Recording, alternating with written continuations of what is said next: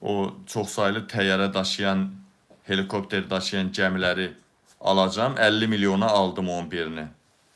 40 min, 50 min, 30 min adam tutur. Nə qədər göt verən var, nə qədər oğraş var, nə qədər satqın var, nə qədər xain var, nə qədər xalqa divan tutan var, nə qədər mədəni tarixi irsimizi məhv eləyən var, nə qədər, məlumunuz nə qədər cındır var, hamısını dolduracağım o gəmiyə. Düz aparacağım Sakit Okeana.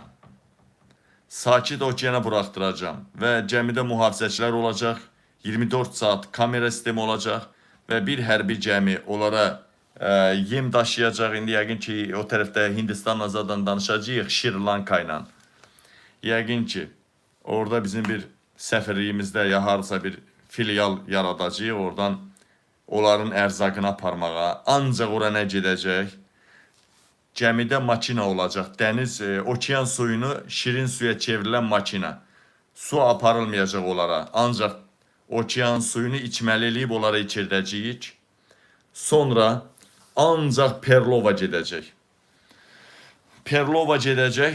Duzlu su içsələr, duzunu, suyu belə eləyib tökən, o duzunu da ayırır oradan.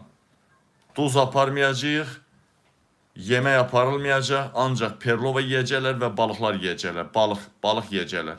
Ölənləri də tullayacaq gəmidən, tullatdıracağım. Kim öldü mü? Sırazı o atacağım oradan.